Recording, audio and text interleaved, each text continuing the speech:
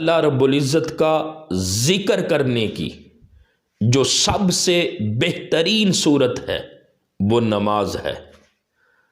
اللہ رب العزت کو یاد کرنے کی جو سب سے بہترین شکل ہے وہ نماز ہے۔ اللہ رب العزت کی عبادت اور بندگی کرنے کا جو سب سے بہترین طریقہ ہے وہ نماز ہے۔ تو ہر مسلمان مرد ہو یا عورت نماز ادا کرنا ہر ایک کے اوپر فرض ہے۔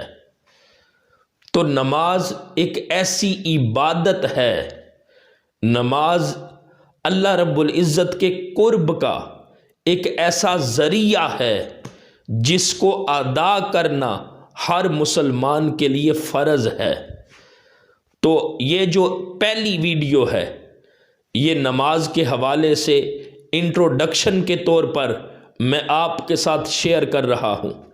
انشاءاللہ جو اگلی ویڈیوز آئیں گی ان میں نماز کے فضائل، نماز کے مسائل، یہ ایک ایک چیز نماز کے حوالے سے میں آپ کے ساتھ ضرور شیئر کروں گا، اور اس یقین کے ساتھ اور اس ایمان کے ساتھ کہ جہاں تک میری آواز پہنچ سکتی ہے پہنچے اور ہر مسلمان اللہ کے حضور سجدہ ریز ہونے والا بنے، ہر مسلمان اللہ کے حضور 5 وقت جھکنے والا بنے، ہر مسلمان اپنی زندگی کے مقصد کو سمجھتے ہوئے، جس کی زندگی کا مقصد اللہ کی عبادت اور بندگی ہے، اس مقصد کو اپنے پیش نظر رکھتے ہوئے اللہ کے حضور جھکنے والا بن جائے۔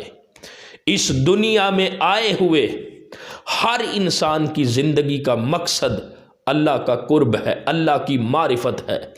اللہ کا قرب دینے والی جو سب سے بہترین صورت ہے وہ نماز ہے۔ قرآن پاک میں تو اللہ رب العزت نے فرمایا بندے تو سجدہ کر اور اپنے رب کے قریب ہو جا۔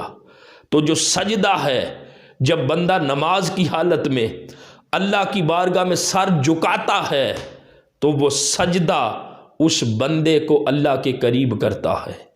تو اللہ رب العزت ہم سب کا خالق اور مالک ہے۔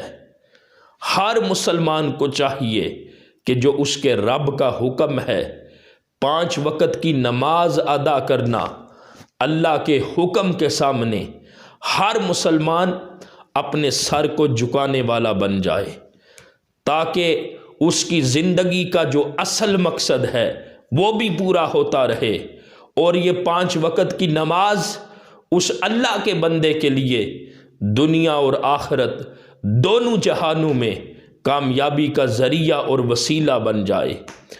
تو اللہ تعالیٰ مجھے اور آپ کو اپنی بارگاہ میں 5 وقت جھکنے کی توفیق عطا فرمائے۔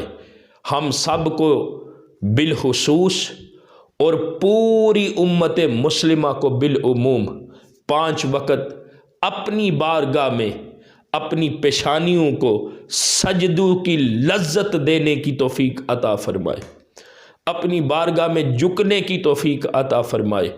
وما علینا الا البلاغ المبین۔